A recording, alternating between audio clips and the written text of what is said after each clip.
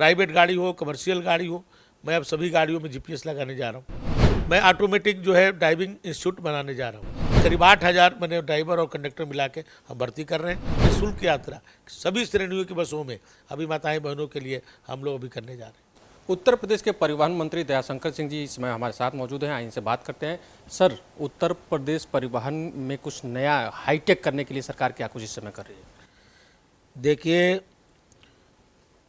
उत्तर प्रदेश परिवहन विभाग में हम लोग तकनीकी का उपयोग करके भ्रष्टाचार को मुक्त करने का और लोगों को सुविधा प्रदान करने के लिए हम लोगों ने काम किया है।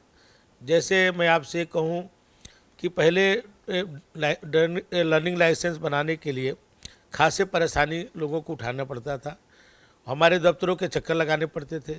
हमने 100% लर्निंग लाइसेंस को हमने ऑनलाइन कर दिया। आज कोई भी व्यक्ति अपने घर बैठ करके लर्निंग लाइसेंस बना लेता है।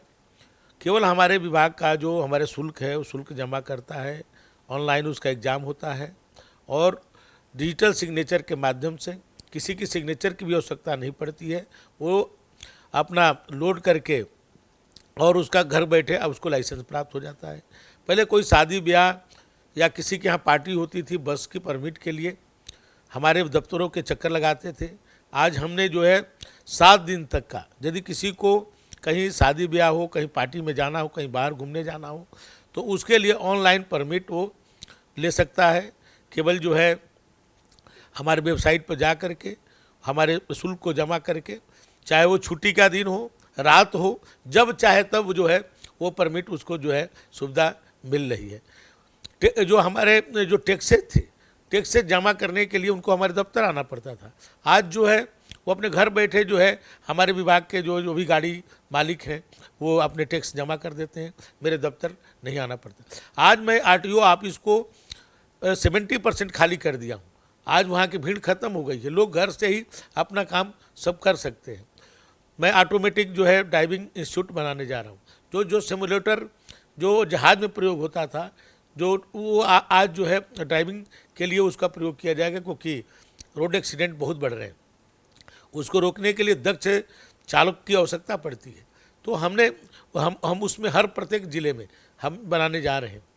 तो हम जो तकनीकी का सहारा ले करके बहुत और से अभी जीपीएस लगाने जा रहा हूँ हर गाड़ियों में, चाहे वो प्राइवेट गाड़ी हो, कमर्शियल गाड़ी हो, मैं अब सभी गाड़ियों में जीपीएस लगाने जा रहा हूँ। घर बैठे हम लोग को पता चलेगा, हमारे कमांड में पता चलेगा कि हमारे उत्तर प्रदेश की गाड़ियाँ कहाँ इस समय है, उस समय क्या उसका मूवमेंट चल रहा है कि नहीं, कहाँ पर खड़ी है। तो इस तरह की भी जो है हम अपने टेक्नोलॉजी के माध्यम से हम उसको जानना चाहते हैं। हम अपनी जो हमारी माताएं हैं, हमारी बहनें हैं, उनको सुरक्षा के लिए जो हम पिंक बस चला रहे हैं, उसमें हम पैनिक बटन लगा रहे हैं कि 8 मिनट के अंदर वो यदि पैनिक बटन दबाती हैं तो पुलिस भी पहुंचेगी और हमारे भी विभाग के लोग तुरंत उसके पास पहुंचेंगे। तो ये भी सब टेक्नोलॉजी के ही माध्यम से हो रहा है। सर, देखा जाए तो परिवहन विभाग यूपी में आवागमन का एक बड़ा साधन है, उस हिसाब से अभी बस अड्डों की काफ़ी कमी है, क्या कुछ किया जा रहा है? देखिए, बस अड्डे हमारे बहुत हैं, लेकिन बस अड्डों को आधुनिक बनाने की आवश्यकता है। माननीय मुख्यमंत्री जी ने हम सबको निर्देशित किया है कि आप जल्द से जल्द उत्तर प्रदेश के बस अड्डों को आप एयरपोर्ट जिस तरह से हैं, जहां एयरपोर्ट में जो सुविधाएं मिलती हैं, जिस तरह के वहाँ के लाउंज हैं, वहाँ के शौचालय है, वहाँ पर लोगों को कुछ खरीदने के लिए मार्केट भी है, उसी तरह से अब हमारे उत्तर प्रदेश के भी जो हमारे जो डिपोज हैं वो बनने जा रहे हैं, उसी मानक के अनुरूप बनने जा रहे हैं। अभी अपने 24 जो हमारे जो डिपो हैं उसका हम टेंडर करने जा रहे हैं। इस तरह से करके हम जो है हमारे जितने डिपो हैं, करीब हमारे 250 डिपो हैं, और 250 डिपो को कई चरणों में लेकर के हम उसको जो है एयरपोर्ट की तरह, पहले हर ज़िले में एक जो है हमारा जो डिपो प्राथमिकता है कि उसको हम एयरपोर्ट की मानक के अनुसार बनाने जा रहे हैं।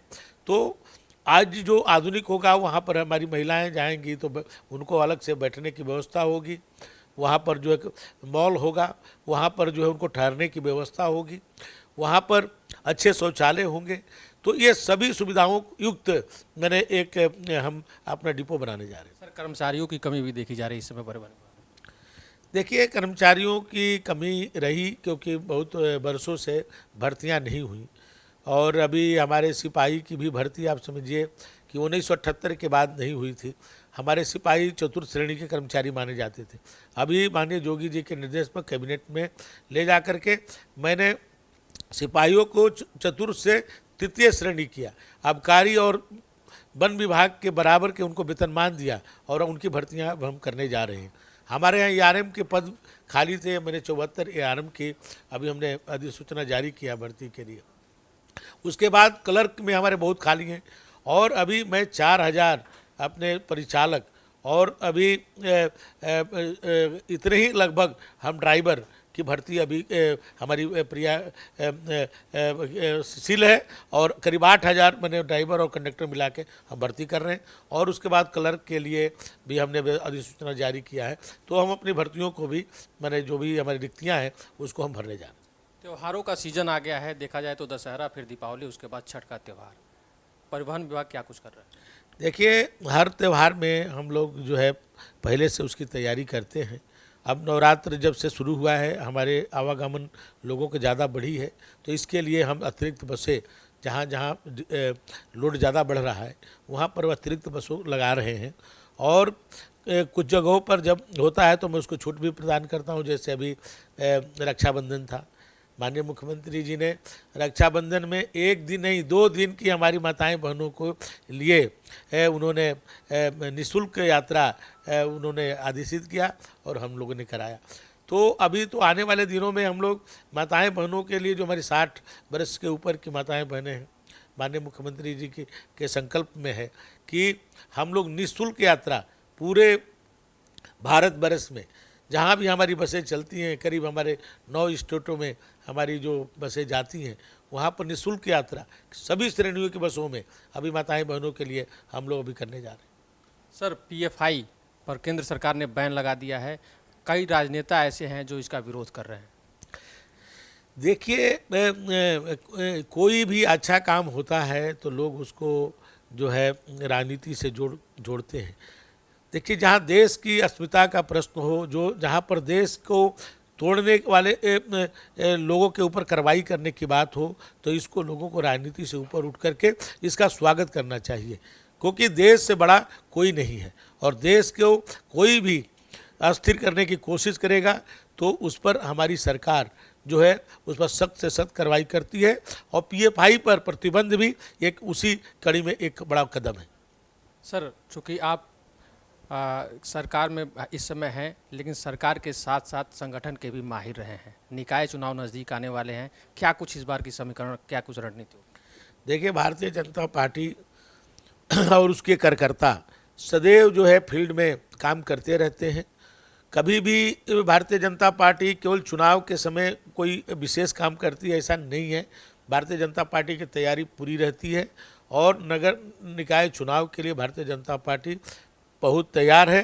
पिछले नगर निगम के चुनाव में, नगर पालिका के चुनाव में हम लोग नगर निगम के जो 16 में से 14 जगहों पर भारतीय जनता पार्टी चुनाव जीती थी, और इसी तरह नगर पालिकाओं में 200 नगर पालिकाओं में करीब 150 से ज़्यादा हमारे जो है अध्यक्ष थे, और इसी तरह नगर पंचायतों में। तो इस बार भी आप देखेंगे भारतीय जनता पार्टी जो काम किया है, विशेष करके शहरी क्षेत्रों में जो कार्य हुए हैं, अभी हमारे जो बहुत सारे नगर निगमों, नगर पालिकाओं के सीमा विस्तार भी हुआ है इस बार। तो हम लोग इस बार ये आप देखेंगे कि हम लोग सर्वाधिक मैं कह सकता हूँ कि यदि 18 नगर निगम है तो 18 का 18 भारतीय जनता पार्टी जीतेगी। इसी तरह 200 जो नगर पालिकाएँ हैं उसमें भी आप देखेंगे तो एका दुका छोड़ करके सब भारतीय जनता पार्टी की झोली में जाएगी। तो ये थे दयाशंकर सिंह जी, जिनका कहना था कि रोडवेज और परिवहन विभाग को हाईटेक करने के लिए तमाम तकनीकों का उपयोग किया जा रहा है। साथ ही आने वाले नगर निगम चुनाव में बीजेपी की भारी बहुमत से जीत होगी। पंकज तिवारी, आज की खबर, लखनऊ।